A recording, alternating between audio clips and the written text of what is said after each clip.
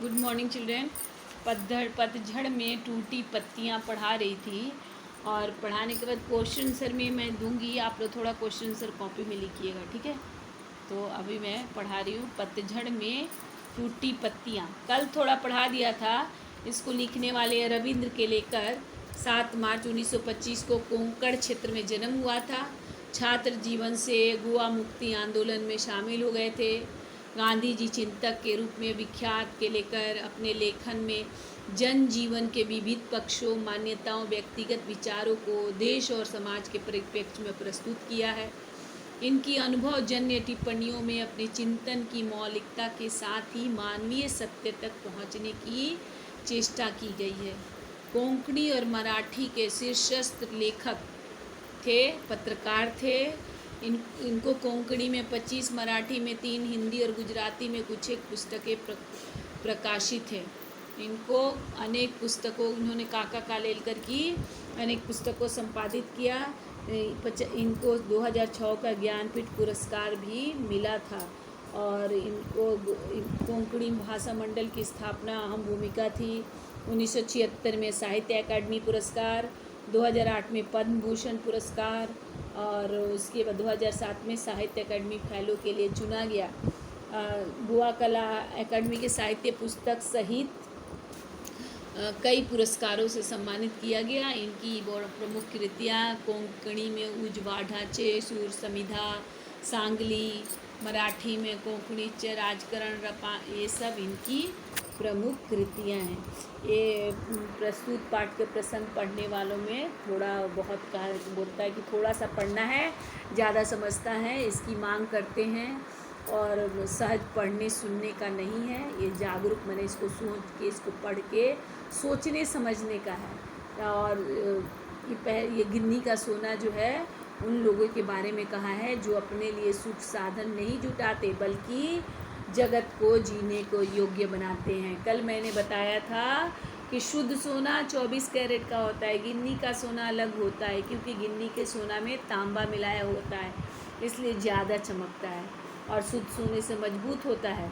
औरतें, लेडीज लोग अक्सर इसी सोने के गहने बनवा लेती है, फिर भी इसको गिन्नी का सोना ही कहा जाए। शुद्ध आदर्श शुद्ध सोने के जैसा ही होता है, थोड़ा लोग उनमें व्यवहारिकता का थोड़ा सा तांबा मिला देते हैं। माने आइडियलिज्म खाली नहीं चल सकता है, उसमें थोड़ा सा प्रैक्टिकलिज्म मिलाना पड़ता है। मैंने कोई चीज़ बोलेगा ये अच्छा है, ये अच्छा है, अच्छा है, लेकिन ये होता है कि पढ़ाई करो तो ऐसे मानो पढ़ाई करने से तुम्हें अच्छे लाइन मिलेंगे, अच्छे जगह पहुँचोगे, तो इस तरह होता है। तो बोलता है कि व्यवहारिकता भूलने की बात नहीं, तो प्रैक्टिकल आइडियलिस्ट उसे कहते हैं जो लोग क्या करता है, आदर्शवादिता में व्यवहारिकता की मिक्स कर देता है। बोला कि आइडियलिज्म का बखान नहीं होता जो आइडियल होते हैं, बल्कि बखान क्या होता है जो प्रैक्टिकल होते हैं, आइडियल को मिला के प्रैक्टिकल में और लागू कर देते हैं। तब प्रैक्टिकल आइडियलिस्ट को जीवन में धीरे धीरे आदर्श हटने लगता है। सोना पीछे रख, मैंने धीरे धीरे ऐसी स्थिति होती है, प्रैक्टिकल नॉलेज आ गया था, अनुभव ज्ञान आ गया था। खाली बोलते रहो, भाषण देते रहो, उससे कुछ नहीं होता है। उसके साथ हमें प्रैक्टिकल नॉलेज, उसके साथ हमें अनुभव की आवश्यकता होती है।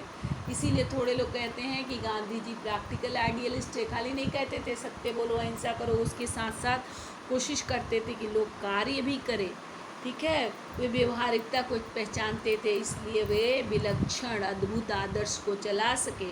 मैंने अगर व्यवहारिकता को, प्रैक्टिकल को, मैंने प्रैक्टिकल नॉलेज अगर उनके पास नहीं होता तब वो कभी भी अपने विलक्षण अद्भुत आदर्श को नहीं चला सकते, वो हवा में ही उड़ते रहते और लोग उनके पीछे नहीं थे। पर गांधी जी जो है ना, आदर्श को व्यवहारिकता के स्तर पर उतर, मैंने कभी भी ऐसा नहीं समझते थे कि प्रैक्टिकल के ऊपर आइडियलिज्म हावी हो जाए, ये कभी नहीं। मतलब वो आइडियलिज्म में प्रैक्टिकलिज्म मिला के, मैंने कोई भी चीज़ कहते थे अंग्रेजों भारत छोड़ो ये नारा लगाओ, क्योंकि अंग्रेज भारत नमक आंदोलन, क्योंकि नमक पर कर लेते हैं, इसीलिए हम लोग नमक बनाएंगे, नमक आंदोलन करेंगे। यानी उनके कोई चीज़ में लोग को लाभ दिखता था, प्रैक्टिकल चीज़ दिखती थी, तभी जो है वो व्यवहारिकता को आदर्शों के स्तर पर चढ़ाते थे। मैंने प्रैक्टिकल चीज़ को आदर्श में मिला देते थे, उसके ऊपर आदर्श को हावी करते थे। सोना में तांबा नहीं मिलाते थे, तांबा में सोना। मैंने सब लोग क्या करता है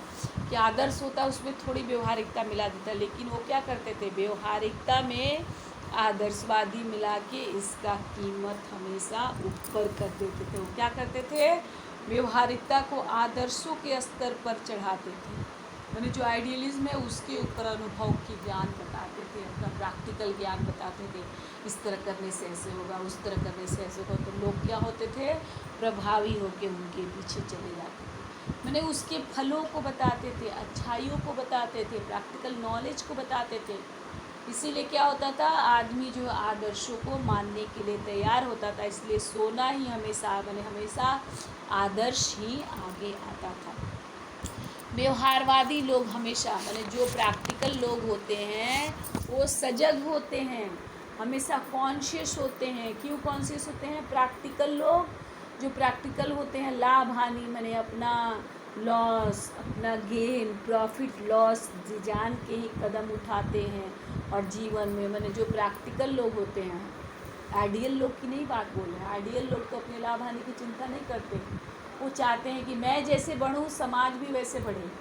लेकिन जो प्रैक्टिकल लोग होते हैं वो क्या होते हैं, वो अपना लाभ हानि पहले देखते हैं हमारा प्रॉफिट लॉस कहाँ है, तभी वो आगे बढ़ते हैं, वो जीवन में सफल होते हैं। अन्यों से भी मैंने जो प्रैक्टिकल लोग होते हैं वो खाली अपने बारे में सोचते हैं, जीवन में तो सफल होते हैं, सबसे आगे बढ़ जाते हैं, लेकिन बोलता है लेखक कि अपने ऊपर चढ़ना है और दूसरे को भी ऊपर चढ़ाना है, यही सबसे महत्व की बात है। मतलब अपने आगे बढ़ना है, सहयोग करके दूसरों को भी आगे ले जाना है।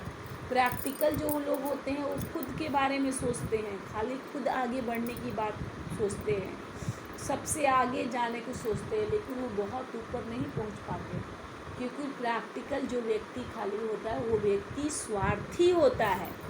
वो व्यक्ति क्या है, स्वार्थी होता है, वो खाली लाभ हानि का हिसाब लगाकर कदम बढ़ाता है। जीवन में तो सफल होता है, सबसे आगे भी जाता है, लेकिन सबसे ऊपर वो कभी नहीं पहुंचता, क्योंकि वह व्यक्ति स्वार्थी होता है। तो लेखक बोल रहा है खुद ऊपर चढ़ना चाहिए और दूसरे को भी ऊपर ले चलना चाहिए, यही सबसे महत्वपूर्ण बात है। मैंने अपने भी आगे बढ़ो, दूसरे को भी आगे बढ़ने दो, यही महत्व की बात है। ये काम तो हमेशा आदर्शवादी मैंने जितने आइडियल लोग होते हैं वो क्या है, वो इसी तरह करते हैं, अपने भी आगे बढ़ते हैं, दूसरे को भी आगे बढ़ने देते हैं। समाज के पास अगर शाश्वत मतलब होता है कभी नहीं, वह मूल्य, वह वैल्यू, वह मोरल वैल्यू जो कभी ख़त्म नहीं होता है, तो बोला समाज के पास शाश्वत मूल्यों जैसा मैंने हमेशा ख़त्म नहीं होने वाला जो मूल्य है उसके जैसा कुछ है। तो आदर्शवादी मैंने जो भी आइडियल लोग हैं वो समाज को कुछ ना कुछ देते ही हैं। प्रैक्टिकल जो लोग होते हैं वो समाज को गिराते हैं, क्योंकि वो अपने लाभ हानि की चिंता करते हैं। जो आइडियल लोग होते हैं वो समाज को देते हैं, जो आइडियल में प्रैक्टिकल मिलाकर चलते हैं वो हमेशा समाज के बारे में सोचते हैं।